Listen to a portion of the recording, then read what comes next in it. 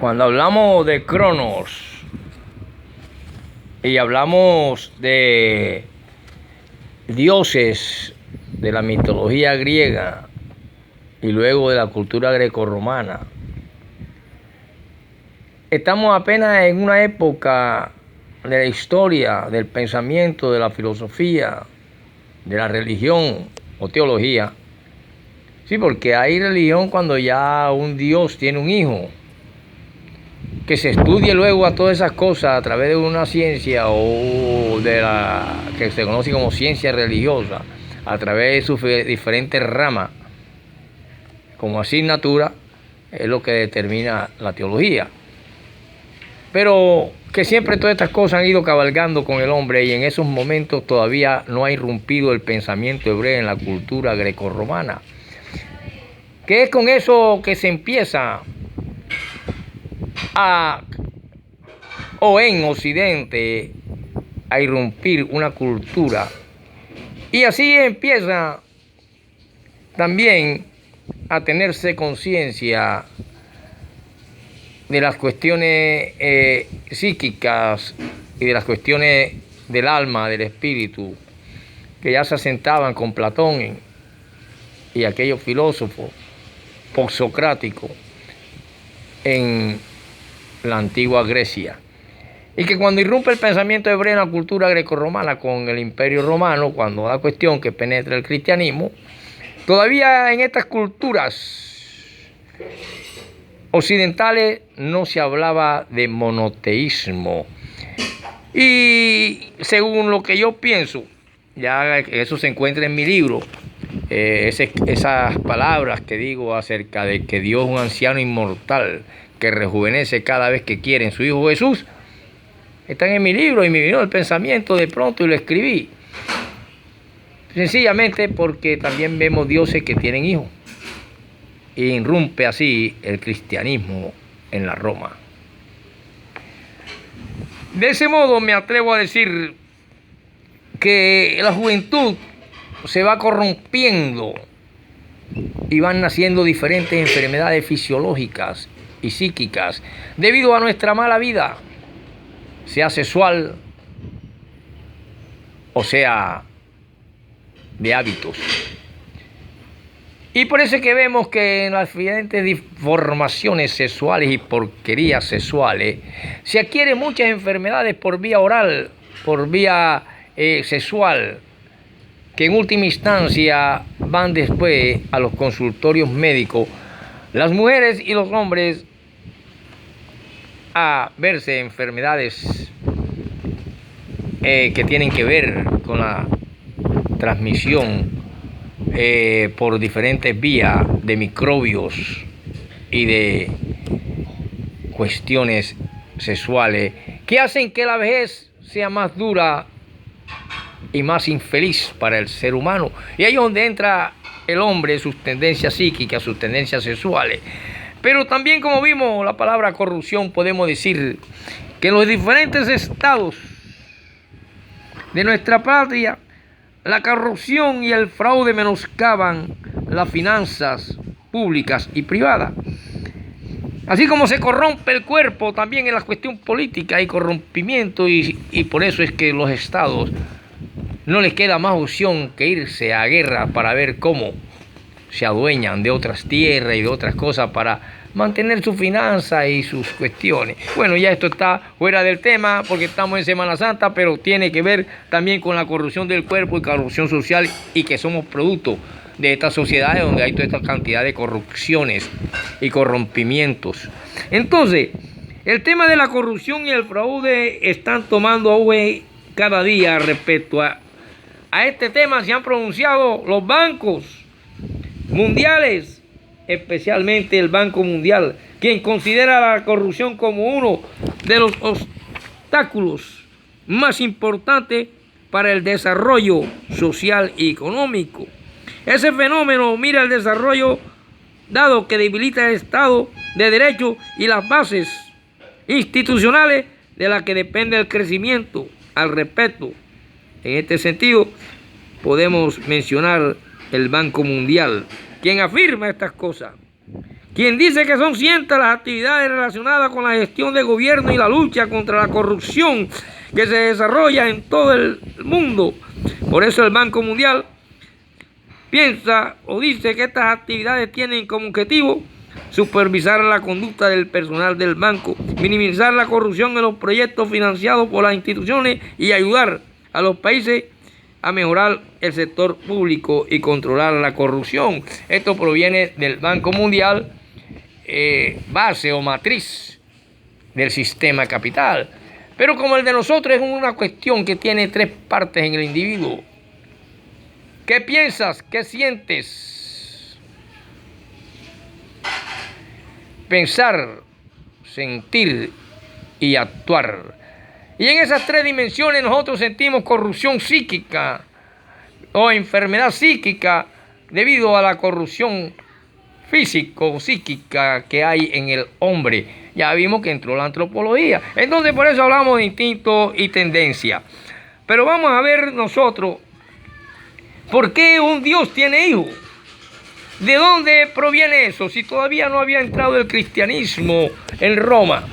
Porque aquí se pronuncia San Agustín, en el famoso libro La Ciudad de Dios, y en las confesiones. Vamos a verlo a la luz de la psicología y la filosofía con el profesor Robinson Ferreira, quien a duras penas cursó el cuarto bachillerato. Dice el profesor Robinson, cuando en sus estudios ha logrado analizar la bancarrota de la salud física y psíquica, se puede decir, como también la bancarrota de las sociedades capitales o capitalistas debido a la corrupción. A nosotros se debe a la corrupción de nuestra juventud mal usada, y por eso llegamos a una vejez enfermiza. Por eso vemos las EPS, por eso vemos los centros institucionales de salud repletos de gente que, si usted va a analizar en el tiempo su pasado, hubo una vida desordenada. Y ahora hay cáncer de hígado debido al alcohol, hay cáncer de pulmón debido al cigarrillo, la marihuana, etcétera, etcétera. Hay esto y lo otro, hay leucocitos, hay enfermedades que provienen de muchas veces la vagina de una mujer en periodo menstrual, y que el hombre, sin ningún reparo, llevado por la pasión, arrodillando la razón y la espiritualidad y el alma, procede a las acciones orales.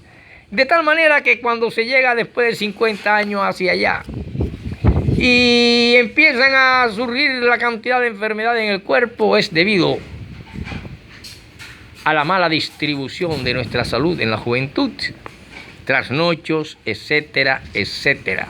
Entonces, si tenemos en cuenta que las religiones también tratan del tiempo, ¿cómo, profesor Robinson, va usted a decir que las religiones tratan del tiempo? Hombre, profesor, claro, querida estudiante Rosemary Martín, yo le voy a decir a usted que sí tienen que ver las religiones, y especialmente las griegas. Recuerden que aún no existía el pensamiento hebreo en la cultura grecorromana. Vamos a ver de que por qué un dios como Crono tiene un hijo.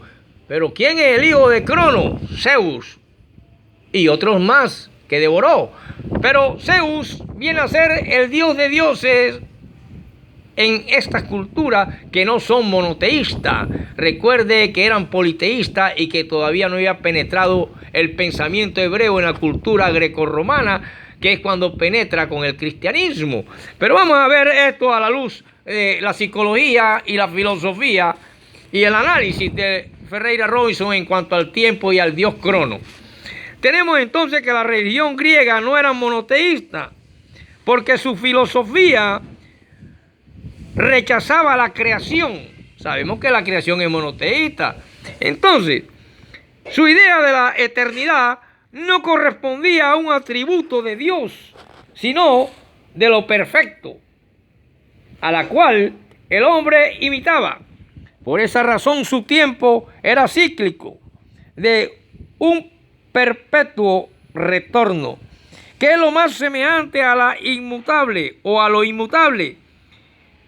Sí, era necesario acercar y aceptar el cambio, que éste se desdobla sobre sí mismo, se curva circularmente para volver a encontrar el pasado, y eso era acercarse al eterno presente.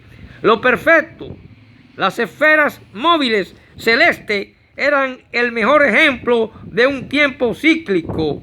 Los astros, por eso se hablaba del dios Neptuno, el dios Júpiter, el dios tal, y hasta el dios Sol, que adoran los antiguos egipcios y romanos. Entonces, aquí vemos que los astros en el Olímpico, habitados por dioses y varios de ellos diosas, también se movían con uniformidad. Esta uniformidad, esa imagen móvil de lo eterno, inmóvil, lo que nos quiere decir aquí, según frases del mismo Platón, quien escribe La República y es quien introduce la palabra alma en la antigüedad, en la cultura occidental, que luego también los romanos la toman para el cristianismo. Entonces, ¿qué sucede aquí? Aquí vemos que Platón y los dioses de la mitología griega no eran más que superhombres, dice Platón. Eran superhombres que habían logrado la inmortalidad. Y ni el mismo Zeus, que era hijo de Cronos y Rea, o sea, estaba libre de defectos. Los dioses antiguos tenían defectos. Eran la imagen del hombre, de lo social, de lo que se vivía. Por lo tanto, en aquellas esferas y en aquellas antiguas sociedades también había corrupción de toda clase. Por eso podemos pensar que se encuentra de pronto con una Sodoma y Gomorra, por ejemplo. Podemos pensar que se encuentran con la avaricia en época del cristianismo. Saqueo, el otro, y el otro, y el otro, y todo lo malo e imperfecto en el hombre. Entonces, ¿qué quiere decir Robinson Ferreira en su clase sobre el tiempo? Quiere decir que según la frase de Platón, los hombres eran superhombres y que lograban la inmortalidad. Pero los dioses no estaban libres de defectos, vicios, y eran libertinos y se peleaban con sus hermanos. Por ejemplo, Zeus contra Poseidón, Zeus contra Hades o la muerte. Ojo que esta palabra Hades aparece en la Biblia. Contra Hestia, contra Deméter y contra Hera. Estos dioses peleaban entre sí y se distribuían los dominios del cielo meteorológico. Ojo, como estamos hablando del dios tiempo, Cronos y sus hijos, estaba el tiempo de por el medio. Entonces entiende por qué ya nosotros podemos tener conciencia física y psíquica de una vejez determinada por el tiempo pasado, presente y futuro, que hacia allá vamos los jóvenes y los viejos. Retornaremos nuevamente al presente según el ciclo del cosmos, porque volveremos a nacer y a vivir, y esto lo toma la cultura hebrea y empieza a hablar de resurrección, mientras en otras partes se habla de reencarnación, que es lo mismo, volver nuevamente a la vida, aunque algunos dicen que hay ciertas diferencias. Vamos a ver para ver qué quiere decir este profesor loco Robinson Ferreira. Bueno, él quiere decir también que así como los hijos de Cronos se peleaban, también el cielo meteorológico hacía que el mar, el infierno y la tierra vieran a su padre Cronos simbolizado en el tiempo, quien era devorador de sus hijos, como lo pinta dramáticamente los escritores, los filósofos, pero más que todo en el óleo lo pintó un hombre llamado Goya. Y de Goya se han hecho muchas réplicas y diferentes formas para representar a el dios Crono. Como existen muchos rostros según las naciones para representar el rostro o la figura de Jesús. Entonces el cristianismo, con el acto de creación que marcaba un principio y con un fin determinado, desdobla el ciclo temporal, desplazándolo en una línea recta. Ojo, en una línea recta, ya pierde la forma circular de volver nuevamente, como lo hace el ciclo cósmico, que vuelve nuevamente a nacer y a nacer. Entonces, esta línea recta, según dice San Agustín, se enfrenta a los neoplatónicos, o sea, al pensamiento griego y luego al pensamiento grecorromano. Entonces, para poder entender todas estas cosas y por qué nosotros vemos y tenemos que tener conciencia del cristianismo, en qué momento histórico irrumpe el pensamiento hebreo en estas culturas y llega hasta nosotros por medio de las famosas conquistas de españoles hacia nosotros y nos traen su cultura. Pero ya eso es otra cuestión de ciencias sociales. Vamos a seguir con la religión. Entonces vemos, según la psicología y los estudios de filosofía que nos llevan a entender todas nuestras realidades,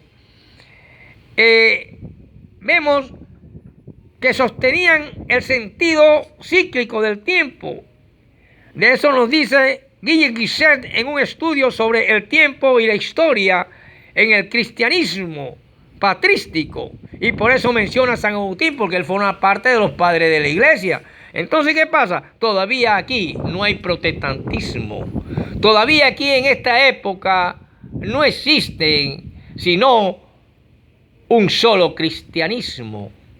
E incluso apenas se empieza a tener conciencia del pensamiento hebreo y su irrupción en estas culturas que venían y les era difícil desprenderse de sus antiguos dioses para tomar a un nuevo Dios nacido en el concilio de Nicea. ¿Qué pasa? Que San Agustín nos habla de eso en La Ciudad de Dios y ataca el punto de vista cíclico de la historia para liberar a la eternidad del abrazo del tiempo. Y luego en las confesiones San Agustín demuestra que la pregunta es falsa, porque el tiempo está dentro del alma, dice él, y presupone el movimiento del cosmos, de modo que antes de la creación no existía el tiempo. Antes de que Dios empezara el mundo, no existía tiempo. Por lo tanto, todo era infinito. Y no había presente, pasado ni futuro. En La Ciudad de Dios trata no sin éxito de socavar el sentido cíclico del cosmos, demostrando que incluso un platónico debe admitir que en la repetición continua del alma o reencarnada debe haber algo novum. Quiere decir esto en latín nuevo. Novum, porque o bien, asimismo, aunque esté, o a que este circuito tiene un fin, o bien para evitar ser atrapados en una cadena sin fin, debemos asumir que el alma cayó una vez más del mundo espiritual. En ambos casos aparece un novum. Pero si hay un novum en la vida humana, automáticamente entra en novum también en la historia. Por lo tanto, podemos decir que todos estos tiempos antiguos llevó a sus hombres que escudriñan a pensar del falso circuito al trance recit o rectis de la historia, la línea recta de la historia. Y aquí de esta manera podemos entender que todos los pasos del hombre, cuando ya entra la antropología y empiezan los positivistas, empiezan los humanistas, que provienen de aquella vieja idea de fe, aquella vieja idea de certeza, etcétera, etcétera, porque ya estaban incumbados o en la matriz de la filosofía antigua de Grecia. Y así se encuentran y se abrazan las culturas grecorromanas con el pensamiento hebreo hasta nuestros días, en que nace el Hijo de Dios, así como nació el hijo de Cronos, llamado Zeus. Y el Hijo de Dios se le sigue llamando Yeshua, Jesucristo. Continuaremos para entonces ver en la próxima, darle fin a esto en psicología, lo que son las tendencias, los instintos y la inteligencia humana.